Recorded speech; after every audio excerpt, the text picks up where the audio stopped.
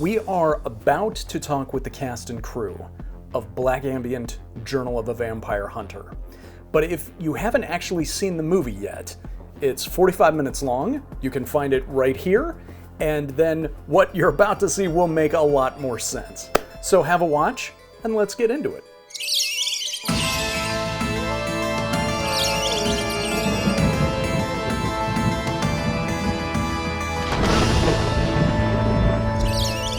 Thank you for being here.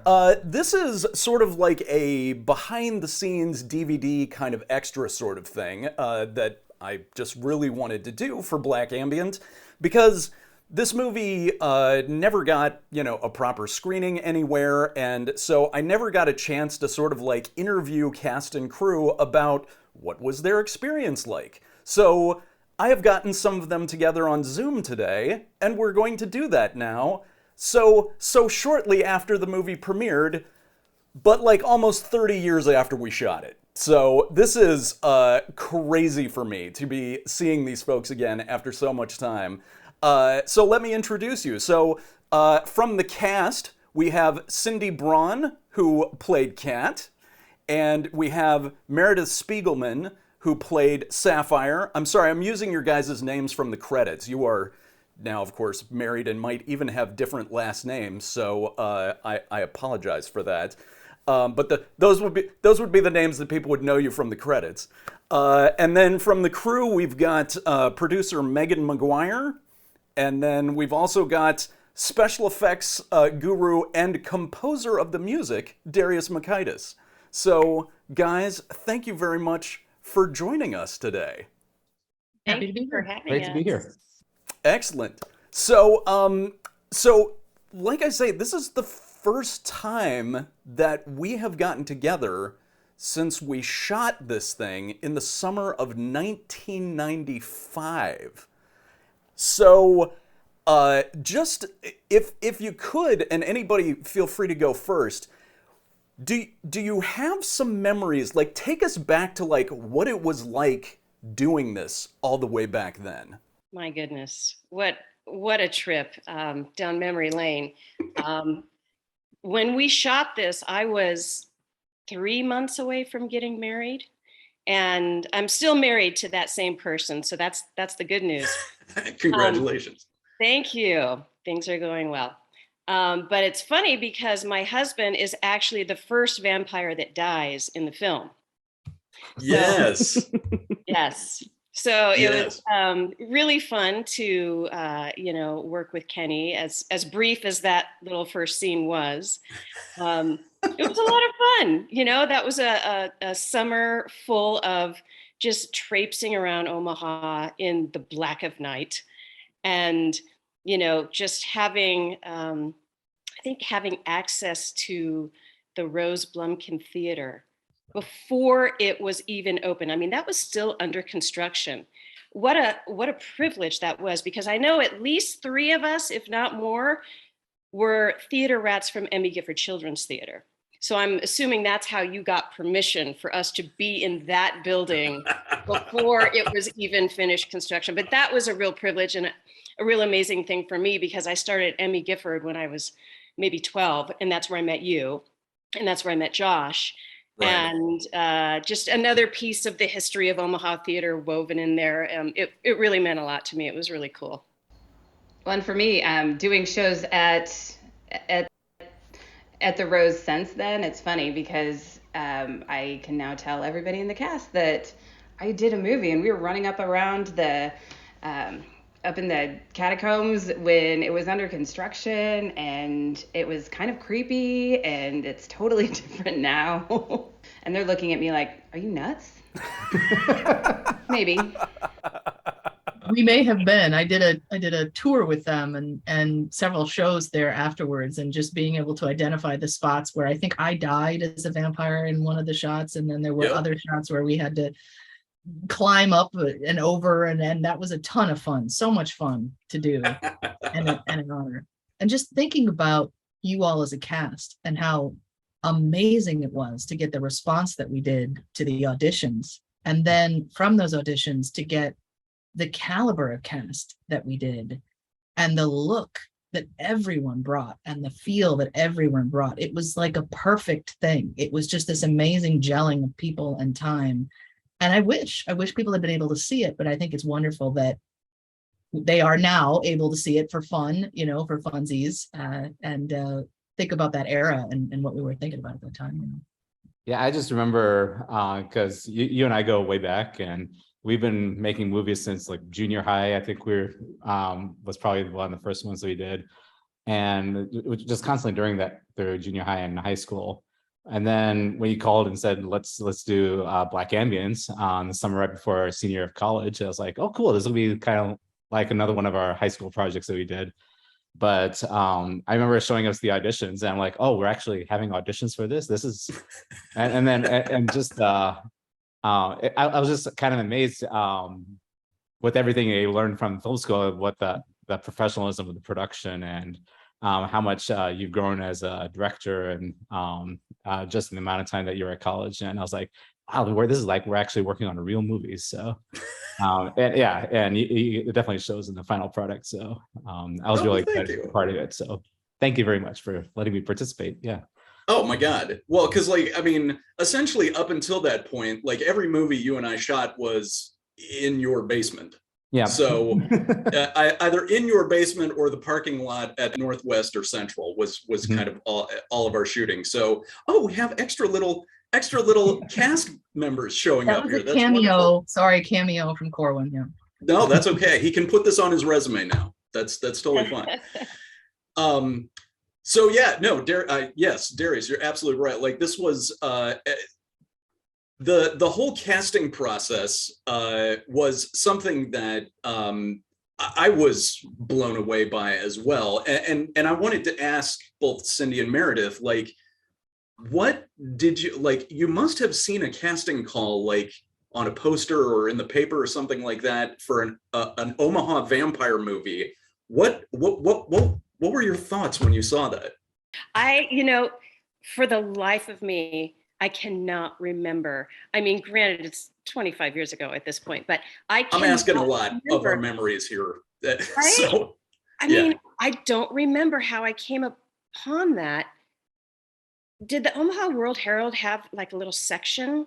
Because that's what I'm remembering. They had the audition section. Yeah. Like on Sundays, you'd go to the entertainment section, right? And all of us would be looking to see what was going on. Meredith, do you have a better recollection than me?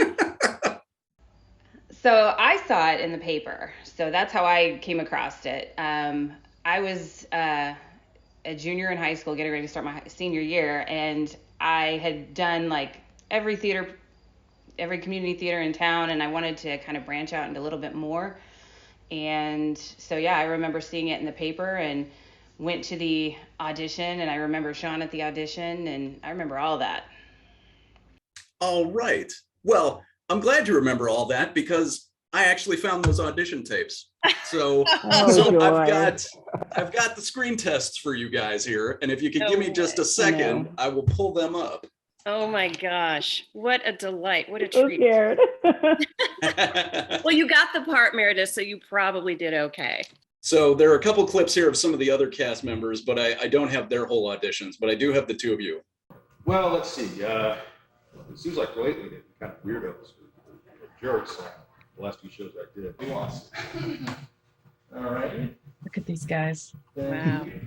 Where is this? Gravy Man. Gravy Man. I wonder if it's about those police officers who got blown up. Right. We did this at the Gifford, didn't we, Sean? Yeah, I think so. Yeah. Gifford rehearsal Look at him. Oh my gosh. People that I knew that loved, And Chris.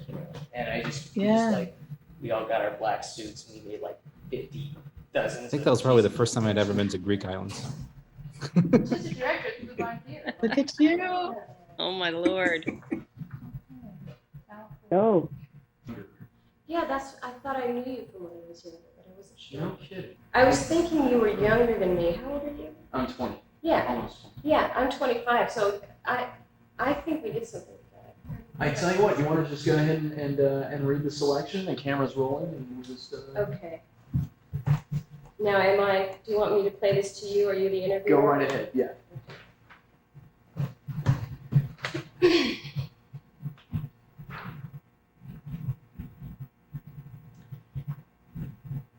I came back when my younger brother was killed in a gang shootout here at home. After the funeral, my parents told me of a man named Dante who had come to speak to them about my brother's death.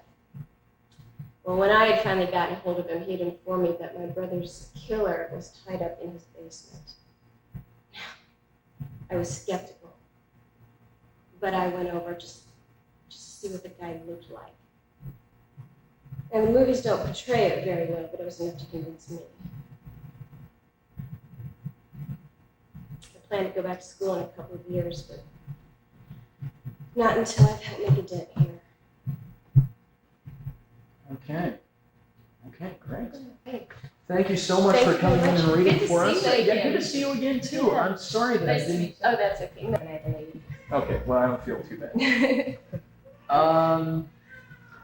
Well, let's take a look at what we have. Pavilion Vista. Okay. You just remain sitting and the camera's rolling, so go right ahead. Okay. I ran away from home. Well, it was a foster home. They were real fucks. Another story.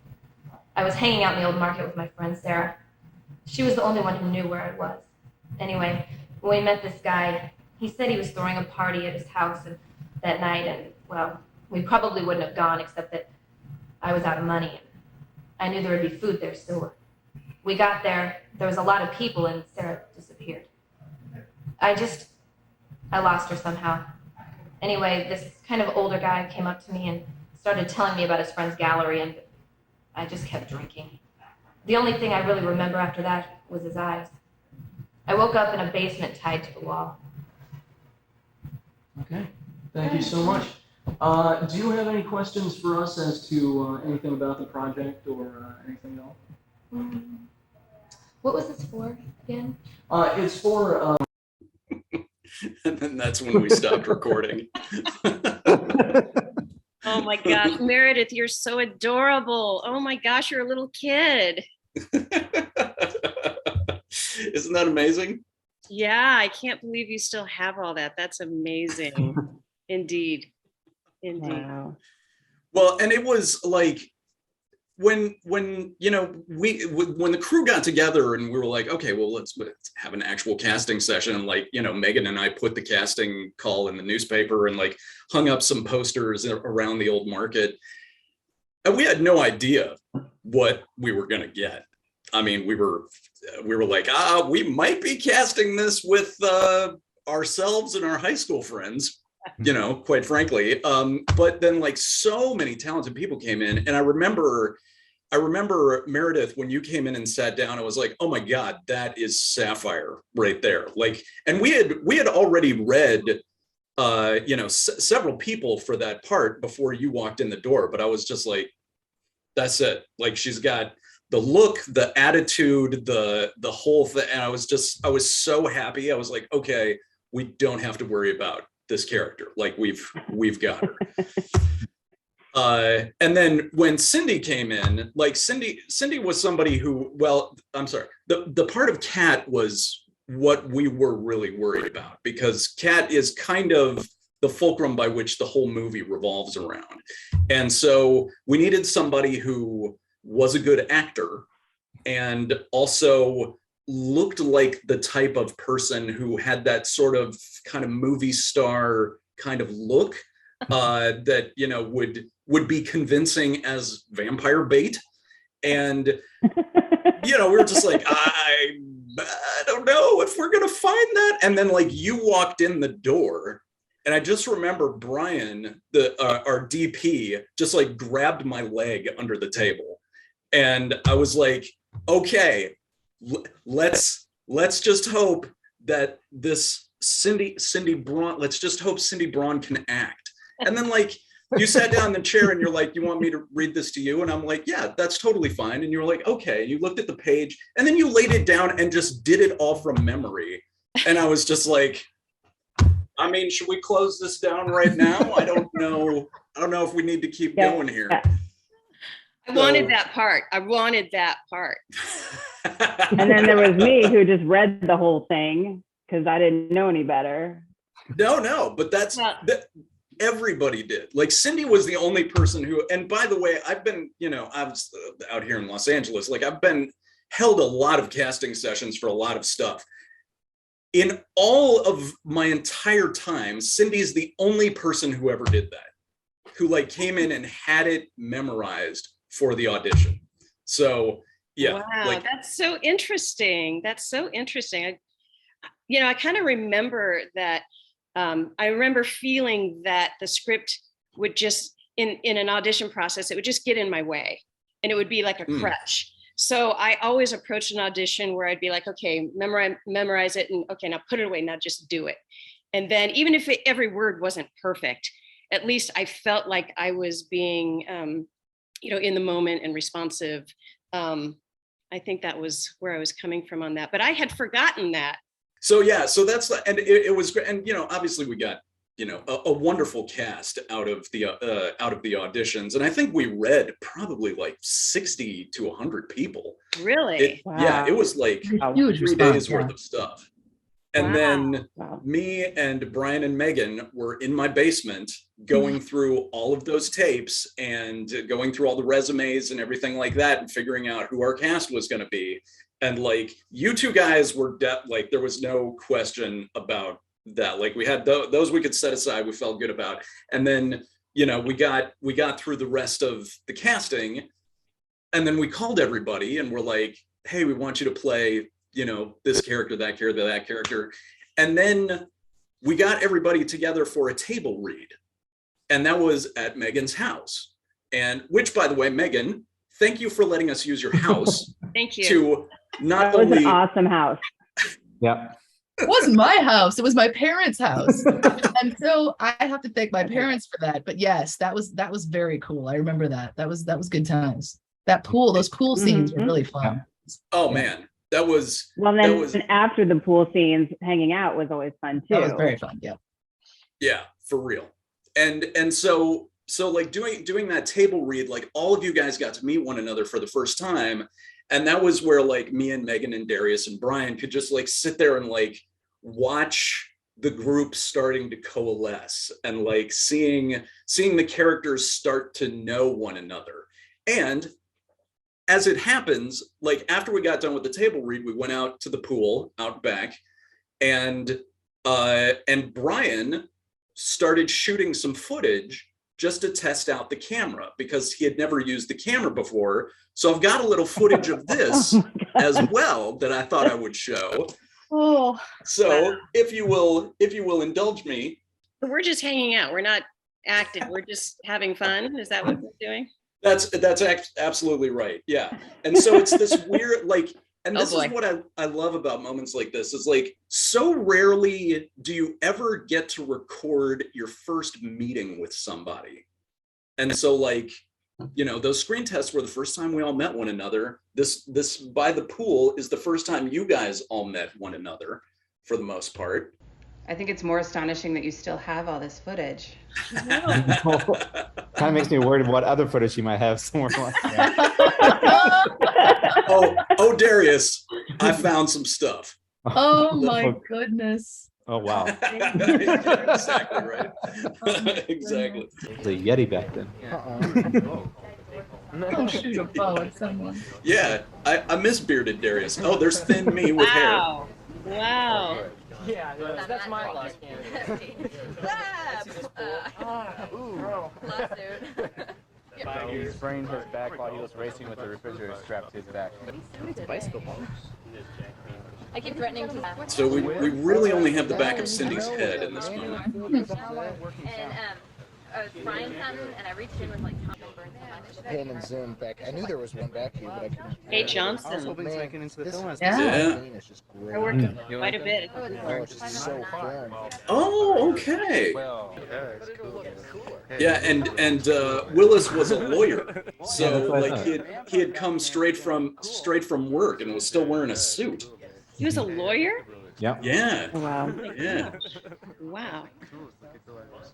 That's so cool to see that. Wow, little treasures. And also that footage that you just saw was about 15 minutes before Megan shoved me into the pool. Yep, and I then remember that. I remember that. watching, I knew it was coming because Megan's like, yeah, can you hand me your wallet? Can you hand me your watch? Can you hand me your hat? Oh, there you go.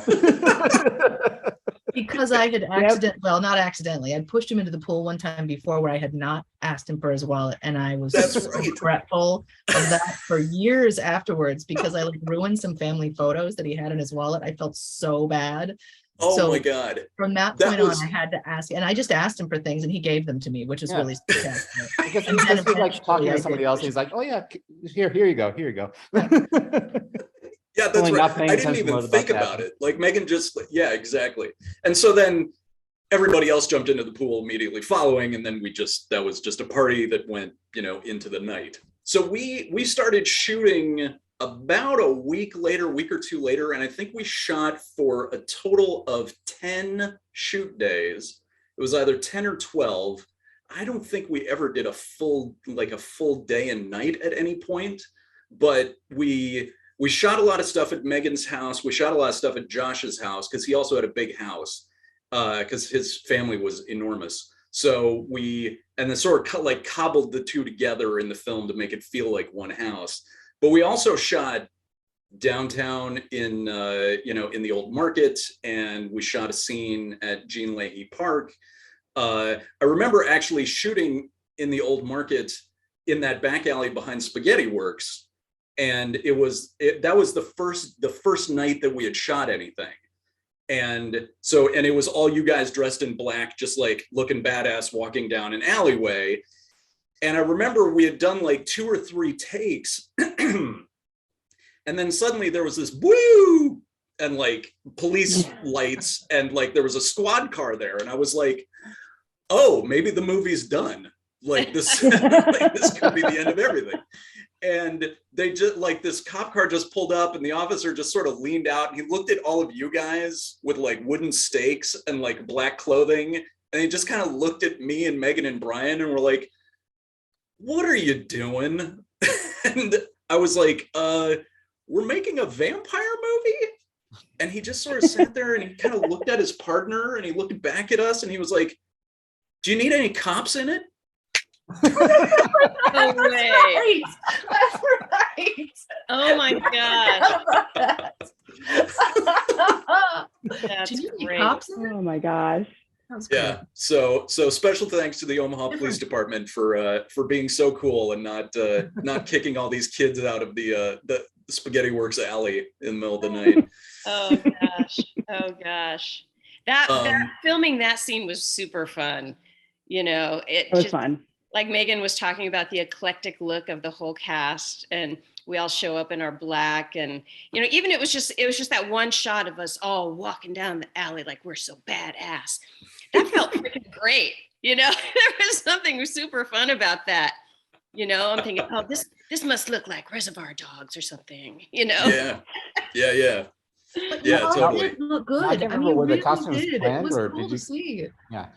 Were the costumes planned, or were you given direction as to kind of what to wear? Or Remember, how we did that wrote all up work some out? things. We wrote up for the shoots every day. We wrote up little takes where we said, please wear a costume like this. And we would say, remember we said wear black this day or wear this day, because we did that for the shoots. I remember that. Yeah. And told him, don't wear white, don't wear red, don't wear these colors or whatever. But I don't think we ever prescribed exact costumes. I think you guys all came up with your own stuff. But it was amazing every time you did. Those striped hose that Meredith wore one time. Yeah. Remember those? Yeah, those are amazing. Yeah, those were everybody killer. just That had was the perfect Sapphire look through for and their through. characters. Yeah. And of course, the big showpiece of the entire thing was shooting at the Astro downtown, which became the Rose sort of in that transitionary period. And yeah, I mean, you had mentioned earlier, Cindy, like, oh, Sean, you must have known somebody, the Gifford people, and asked permission to do that. I actually didn't. Like that whole, I don't remember where that scene was supposed to take place. It might have been, I might have originally written it to take place at a park somewhere. Cause I just didn't, would never have even thought of the Astro. But after we got done doing those auditions with everybody, like we were packing stuff up and we were heading out, and one of the directors of the theater, Mark Hager, who, you know, I had known ever since, you know, doing children's theater there, who is also a filmmaker himself in Omaha, came up to me and he was like, so what is this movie about? And I was like, well, it's about vampire hunters in Omaha. He's like, oh, do you need any gargoyles in your movie? And I'm like, are there gargoyles in Omaha? Like, I mean, if you know of some, that would be great. And he was like, well, so we just bought the old Astro movie theater downtown, and there are gargoyles outside of it. Would you want to shoot there? And I'm like, well, you mean like the exteriors? He's like, no, I mean, you could just come shoot inside if you want. I'll just tell the foreman of the construction site to let you guys in one night, and you can just have the whole night to shoot whatever you want. Amazing. That's like, crazy. Who does that? That would not happen today. Like, right. There is no way in hell anyone would ever say that today. Right. But no. Back then, he made this very cool move, and I was just like, absolutely. So it was perfect. It was absolutely perfect. Cool. So creepy and scary, and you know, an unfinished building with gargoyles. Where are we? I mean, it was really cool. Perfect.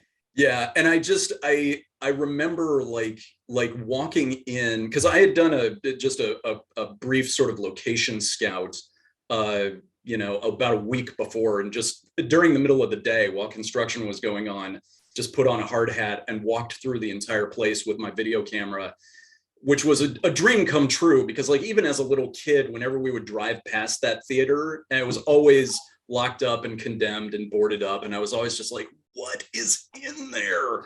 And so being able to walk through and having carte blanche to go in any door, any staircase, like the roof, the balcony outside, like it, and then to go there at like 8 o'clock at night with all of you guys and just walk in, and the foreman just like, you know, just, I mean, he didn't actually even, no, he didn't give us keys. He just said, just lock the door when you leave. And then he left. And like, we were all just like, and I was like, guys, just go explore. Just like take 30 minutes and go. Like, we've got some stuff we got to figure out, and like, just go see the place. And then, you know, I turned to Darius and I was like, okay, so we need to stake some vampires tonight, and we still haven't figured out how to do that yet. So here's a bunch of blood and materials, and you and Katie and John have like an hour or two to figure out how to build stakes that are going to make Josh's t-shirt bloody. Yep. And like that was, and then I just walked away, and we started shooting the other stuff. And this is something that like I try to tell people when they're like, well, who, you know, if I'm going to shoot my own movie, what kind of a crew should I put together? And one thing that I learned on that shoot was always just have a really smart person on set. And like, ever since, so Darius was my really smart person on set, who I could say, Darius, we need to figure out how to do this. What do you got? And Darius is just a genius. So he came up with stuff. And so like, he sat there and had like PVC foam, and that he wrapped, he and John and Katie figured it out. They wrapped it with packing tape to make it brown, and then took like one of the, like went over to the water cooler. Yeah, we had like a Dixie cup or something in there. Yeah, there were those little like triangle Dixie cups that were just sort of like a little cone.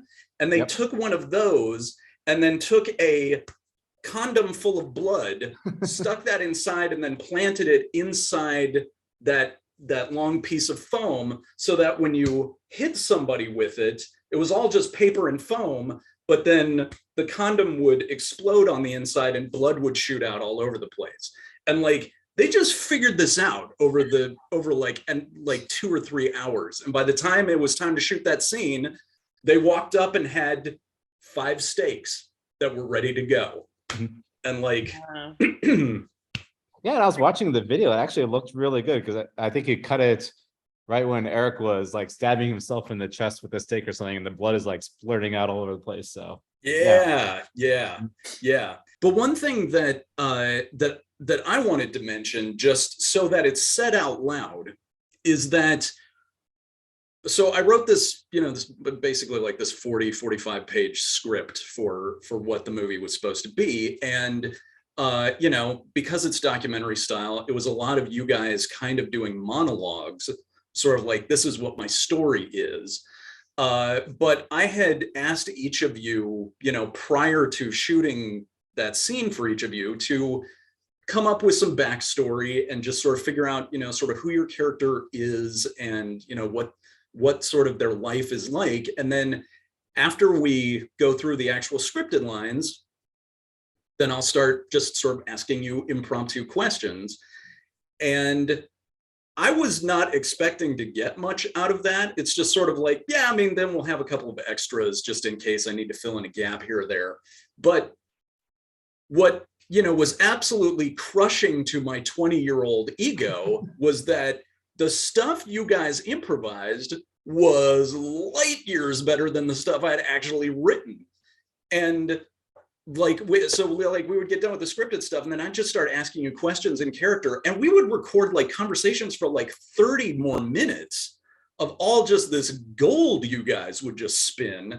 And it was so much more convincing that like, that's mostly what's in the movie. Like, I pitched out most of the stuff I wrote and stuck in the stuff that you guys just generated. The amount of freedom that was allowed as a performer I remember, wasn't that out by the pool as well?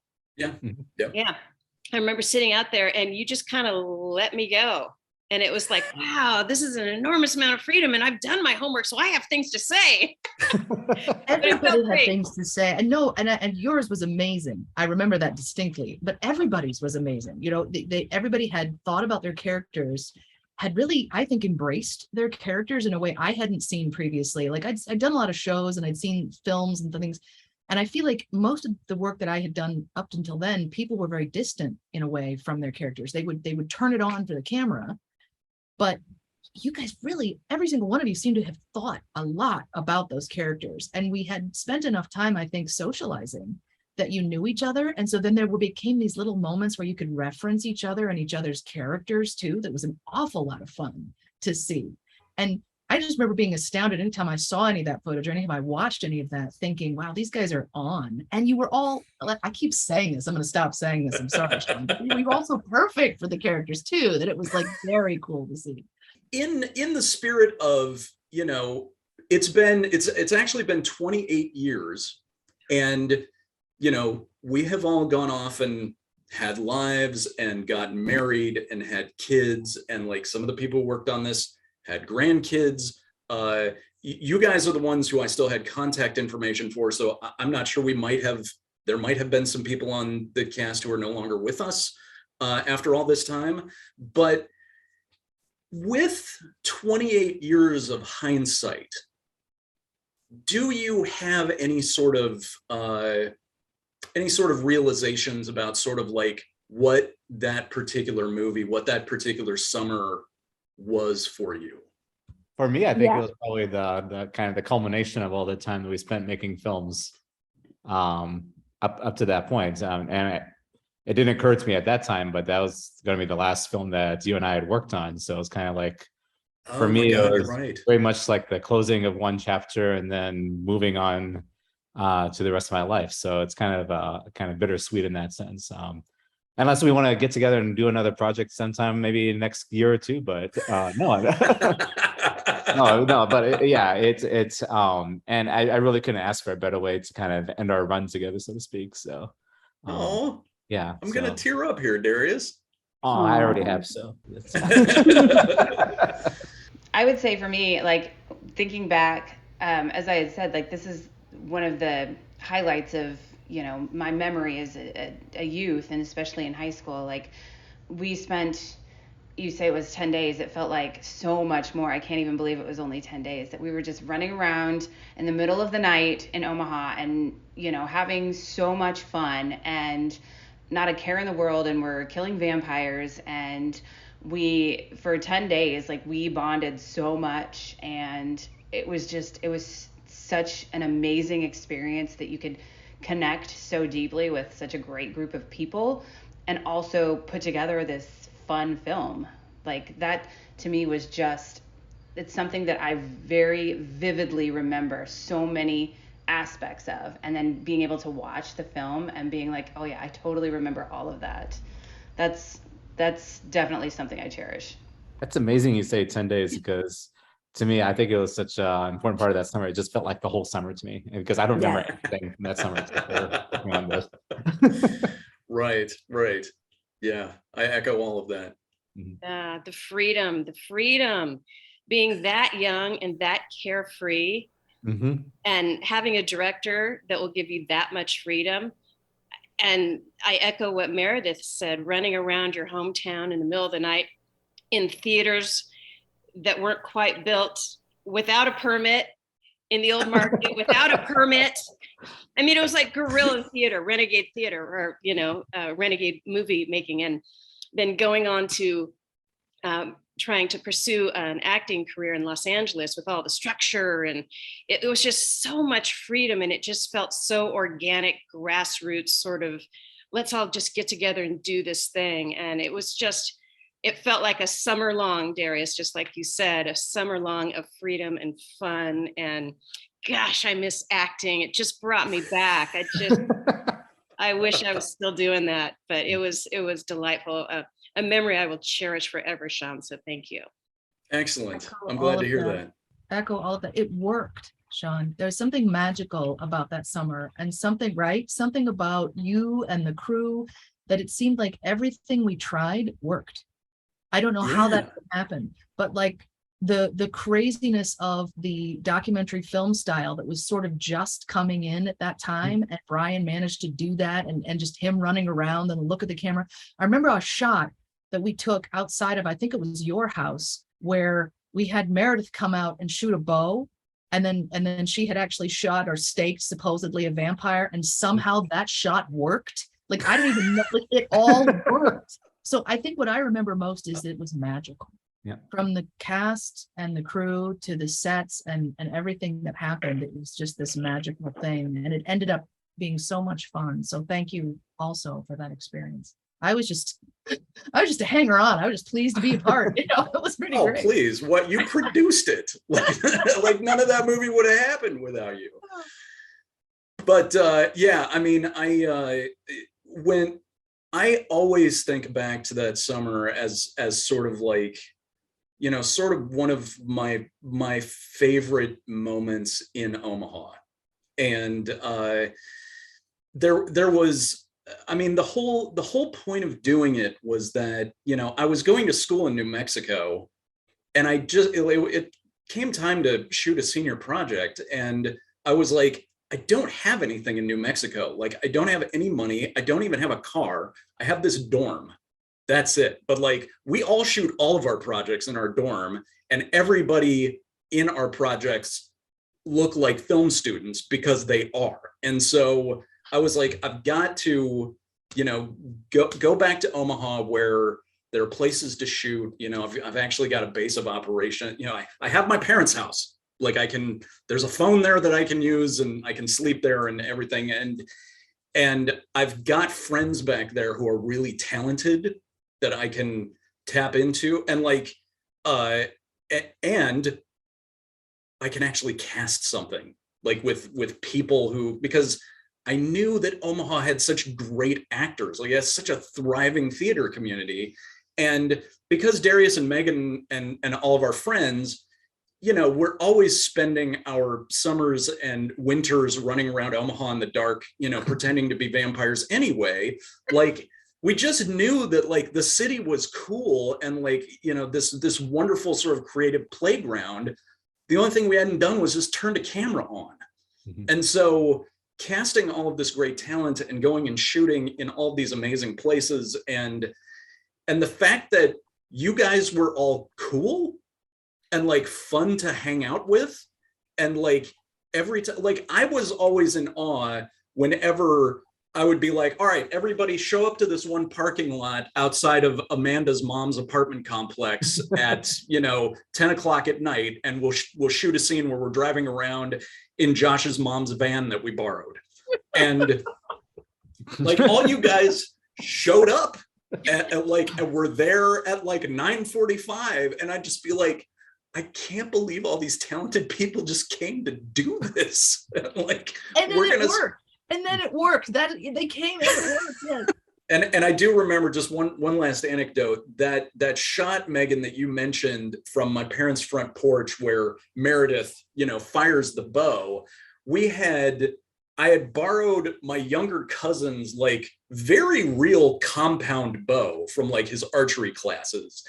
And there was no way we could actually shoot that because like it could kill somebody with no problem. So Darius built a stunt bow out of a tree branch from his backyard and like a couple of pulleys from like the hardware store and like a string. And so every time Meredith fired that bow, like she would walk around with my cousin's super dope bow. And anytime she had to fire it, she had to put it down and pick up the fake bow, like Darius's bow that was planted somewhere, and then fire the arrow that way. But because the camera was always moving and the bow was black and it was night and everything, no one could ever tell. And so like, that scene, like we did, the camera looks up at her, she fires an arrow, which only went like 4 feet and like then just like dropped into the grass. And then like Brian did a swivel away, and then Kenny, we got Cindy's husband, we brought him, he came back across the street, came into the house. We fixed him up with a fake arrow sticking out of his chest that I think Darius, we figured out a way to. Yeah, we did something with like some kind of thin metal sheets taped to his body, and then like a tube sticking out that we could stick the arrow into too. So it looked like it was sticking into his body. Yeah. That's right. And then like threw blood all over his shirt and everything. So he had an arrow sticking out of him. And then he walked back across the street. We reset everybody and then like hit record. Meredith, fires again and pretends to fire. And then we whip off of her over to Kenny and he like pretends to go down on the ground. And then we walk up and he's got this arrow sticking out of him. And like, it worked. But like we had to shoot that like 5 or 6 times of him like falling on the ground and then coming over and like the van pulls up and everybody says their lines and then they pick him up and they haul him and put him in the van. And I remember on like the 3rd take, Kenny was lying there with this arrow sticking out of him and all these people in black just like standing around him, staring down at him. And then we suddenly heard this, what the hell's going on here? And like we turned around, there was some dude who had pulled up in his car, like about half a block up. He was kind of leaning out his window, looking very concerned. And I was like, oh, we're about to get arrested here. And then like Kenny, to his credit, just like jumped up and was like, ta-da! And, like was clearly still alive. And we were like, we're shooting a movie. And he was like, oh, okay, that makes a lot more sense. All right. I was like, oh my God, what's happening here? Okay, that's cool. And then like he drove on. And so gosh. That was, yeah. Different world, right? Yeah. Kenny could have decided to be funny about it and not get up and just stay laying there. And watched you go to jail. Yeah, exactly. I'll let him know you appreciate that. Yeah. Tell him thank you from me again. Yeah. That's I've had a good life since then, so that's been great. Well, guys, thank you very much. Thank you for coming and giving an hour of your Saturday to reminisce about this project that we shot so long ago. But also, thank you guys so much for the experience of that summer and what is, one of my favorite memories of my life was shooting this thing, and that entirely had to do with you guys. So and for the people who are not on this Zoom call who also worked on it, the same to all of you guys. This was just kind of a favorite of mine. and something that I'll be able to look back on my deathbed and be like, that was amazing. And what a great last one to go out on with Darius on after an entire childhood of making sci-fi movies in his basement. So thank you guys so much for that. Thank you very much. Thank you. Thank you. Thank you. Absolutely. And thank all of you for being here with us for this. That was the behind the scenes of Black Ambient. So thanks for coming, and we'll see you next time.